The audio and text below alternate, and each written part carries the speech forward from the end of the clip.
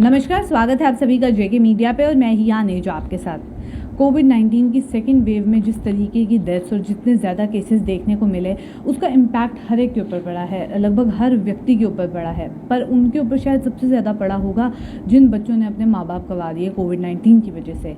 एक डेटा सामने आया तो मैं आपको बता दूं कि देश भर में लगभग 9,346 बच्चे ऐसे हैं जिन्होंने अपना एक या दोनों माँ बाप को गंवा दिया है कोविड-19 के कारण, और इसी में से 1700 बच्चे ऐसे हैं जिन्होंने अपने दोनों माँ बाप जो हैं वो खो दिए हैं कोविड-19 के कारण, जिनके पेरेंट्स जो हैं वो कोविड-19 से इन्फेक्टेड थे।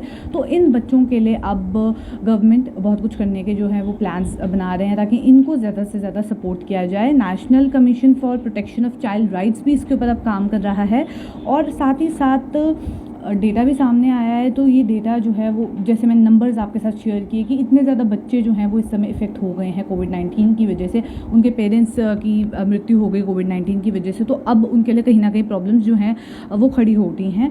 तो सरकार ने कुछ फैसले लिए हैं, मैं आपके साथ वो शेयर करना चाहूँगी। सबसे पहले तो सरकार ने कहा है कि एक डेटाबेस तैयार किया जाए हर एक बच्चे का, जितने भी बच्चे डिस्ट्रेस में हैं या कोई भी प्रॉब्लम उनकी चल रही है, तो उन सबका डेटाबेस तैयार किया जाए, चाहे वो पंचायत लेवल पे हो, डिस्ट्रिक्ट लेवल पे हो, स्टेट लेवल पे हो, किसी भी लेवल पे हो। बच्चों का जो है वो डेटाबेस तैयार किया जाए और उसे ट्रैक चाइल्ड पोर्टल, एक पोर्टल है, उसके ऊपर अपलोड करना होगा। और साथ ही साथ जिन बच्चों को रिक्वायरमेंट होगी चाइल्ड केयर इंस्टीट्यूशंस की, तो उन बच्चों को वहाँ पे भी भेजा जाए। जितनी भी रिक्वायरमेंट है, उनको अगर ज़रूरत है किसी भी चीज़ की, तो वो जल्द से जल्द उनकी पूरी की जाए। उनकी क्या कुछ नीड्स हैं, क्या कुछ रिक्वायरमेंट्स हैं, उनका भी ध्यान रखना होगा जब ये डेटा जो है वो तैयार किया जाएगा।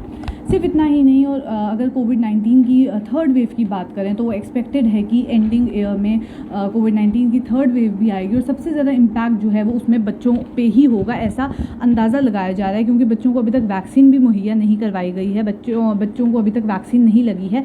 18 साल से नीचे जितनी भी उम्र के बच्चे हैं उन्हें वैक्सीन नहीं लगी है, तो जिसके चलते कहीं ना कहीं उनके लिए प्रॉब्लमैटिक ना हो, थर्ड वेव उन्हें सबसे ज़्यादा इम्पैक्ट ना करे।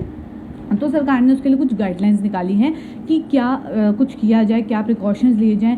जैसे हम सबके लिए गाइडलाइंस निकलती है, वैसे बच्चों के लिए भी निकाली गई है ताकि बच्चों के ऊपर इम्पैक्ट जो है वो इसका ना हो। सबसे पहले तो मास्क की बात करते हैं। सरकार ने मास्क के लिए पहले बोला था कि 2 साल से जितने भी उम्र के नीचे बच्चे हैं, अप टू 2 ईयर्स, आपको मास्क पहनने की ज़रूरत नहीं है, आपके बच्चों को मास्क पहनने की ज़रूरत नहीं है। पर अब सरकार ने वो उम्र बढ़ा के 5 साल तक कर दी है कि अगर आप 0 to 5 ईयर्स का आपका बच्चा है तो उसे मास्क पहनने की ज़रूरत नहीं है। हालांकि इसका मतलब ये नहीं है कि बिना मास्क के आप क्राउडेड प्लेस में जाएं। प्रिकॉशंस अभी भी लेने हैं, अभी भी प्रिकॉशंस लेने की ज़रूरत है।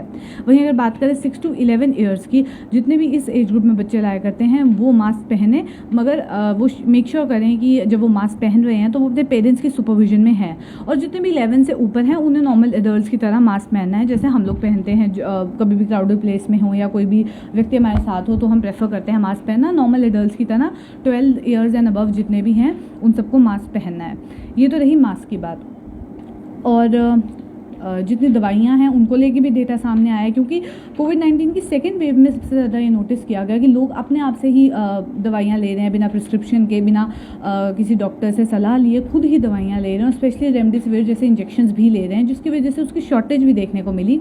हालांकि स्टीरॉइड्स भी लोगों ने लिए, डॉक्टर्स ने भी स्टीरॉइड्स दिए, तो उसके बाद ब्लैक फंगस और उसके बाद वाइट फंगस और ऐसे बहुत सारे केसेस जो हैं वो सामने आए, और उसका कारण ये बताया जा रहा था कि कहीं ना कहीं स्टीरॉइड्स का यूज़ प्रॉपर्ली नहीं हो रहा, तो जिसके चलते कहीं ना कहीं ये ब्लैक फंगस, वाइट फंगस ऐसे केसेस जो हैं वो सामने आ रहे हैं। तो इसके ऊपर भी कंट्रोल करने की बात कही है, और जो नई गाइडलाइंस आई हैं बच्चों के लिए उसमें स्पेसिफिकली ये कह दिया गया है कि रेमडेसिविर किसी भी बच्चे को नहीं देनी है।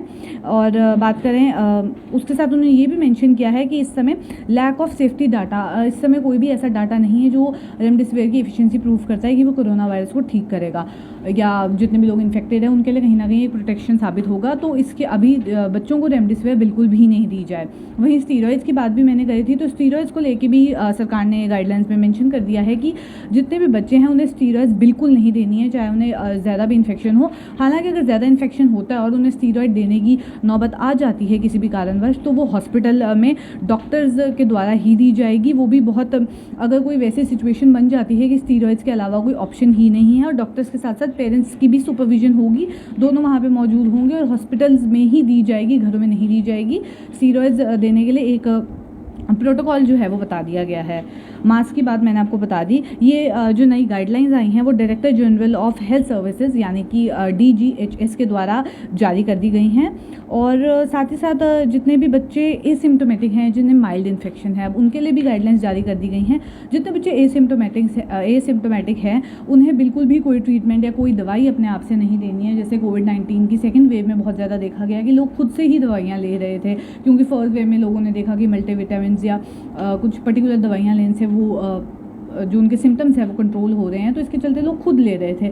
तो ऐसा इस केस में बिल्कुल भी नहीं करना है, स्पेशली जो एसिम्टोमेटिक बच्चे हैं। और जिन बच्चों को माइल्ड कोविड-19 है इस समय, तो उन्हें पैरासीटामोल दी जाए हर 4 से 6 घंटे के बाद। जिस तरीके का प्रोटोकॉल होता है, जिस तरीके से पैरासीटामोल आप दे सकते हैं। और साथ ही साथ थ्रोट सूदिंग कोई भी दवाई है तो वो दी जाए नॉर्मली, इससे ज़्यादा दवाई आप खुद से नहीं दे सकते। और स्टीरॉइड्स का और रेमडेसिविर का तो मैं ऑलरेडी ही मेंशन कर चुकी हूँ। साथ ही साथ एक छोटा सा टेस्ट भी करने को कहा है, 6 मिनट वॉक टेस्ट। अभी 6 मिनट वॉक टेस्ट है क्या? इसमें आपको करना ये होगा कि अपने बच्चे को अपने कमरे के अंदर 6 मिनट वॉक करानी है। और वॉक करते वक्त उसे ऑक्सीमीटर उसके फिंगर पे लगाना है, ऑक्सीमीटर को ऑन करना है, उसमें जो पल्स रेट वगैरह है वो सब चेक करनी है आपने, ऑक्सीजन लेवल्स वो सब भी चेक करने हैं 6 मिनट वॉक टेस्ट के दौरान। इससे होगा ये कि इस टेस्ट के बारे में अगर इन्फॉर्मेशन मैं आपको दे दूं, और ये टेस्ट सिर्फ 12 साल से ज़्यादा उम्र के बच्चों के लिए है, छोटे बच्चों के लिए नहीं है। अब बात करें इस टेस्ट की, तो ये टेस्ट जो है वो ईजी एक्सेस करता है, कार्डियो पल्मोनरी एक्सरसाइज टॉलरेंस को ध्यान में रखता है, और साथ ही साथ अनमास्क करता है हाइपोक्सिया को। तो ये कहीं ना कहीं बहुत ज़्यादा इंपॉर्टेंट हो जाता है। तो ये कुछ गाइडलाइंस जो हैं वो सरकार की ओर से आई हैं। Director general of health services ने कुछ गाइडलाइंस जो हैं वो जारी कर दी हैं बच्चों के लिए। तो मैं आपको वो गाइडलाइंस फटाफट से बता देती हूँ। पहली बात तो मास्क को लेकर गाइडलाइंस जारी कर दी गई हैं कि जितने भी बच्चे 5 साल से कम उम्र के हैं उन्हें मास्क पहनने की ज़रूरत नहीं है। जो बच्चे 6 to 11 ईयर्स के एज ग्रुप में फॉल करते हैं उन्हें एडल्ट सुपरविजन में ही मास्क पहनना है, पेरेंट्स की सुपरविजन में ही मास्क पहनना है। और जितने बच्चे 11 से ऊपर हैं, 12 ऑनवर्ड्स हैं, उन्हें नॉर्मल एडल्ट्स की तरह जिस तरीके से हम लोग मास्क पहनते हैं वैसे ही पहनना है। साथ ही साथ स्टीरॉयड किसी भी हालत में नहीं देना है। अगर कोई ऐसी सिचुएशन आ जाती है तो सिर्फ हॉस्पिटल के अंदर ही देना है, और डॉक्टर की एडमिनिस्ट्रेशन, डॉक्टर वहाँ पे होगा और डॉक्टर ही प्रिस्क्राइब करेंगे, डॉक्टर ही देंगे।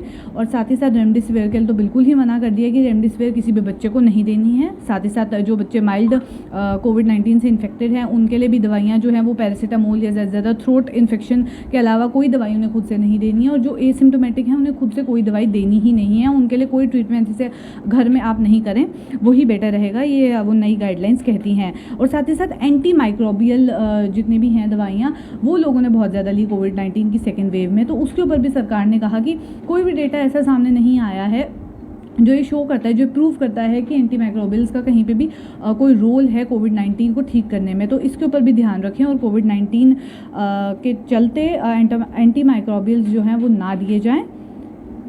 और साथ ही साथ स्टीरॉइड्स के लिए भी मना किया हुआ है। और साथ ही साथ 6 मिनट वॉक टेस्ट जो है वो भी अपने बच्चों का करें, ताकि आपको भी उनके बारे में, उनके हेल्थ के बारे में पूरा ध्यान रहे। चलिए फिलहाल के लिए इतना ही। ऐसी और अपडेट्स लेके आपके साथ फिर मुलाकात करूँगी। अभी के लिए दीजिए इजाज़त। नमस्कार।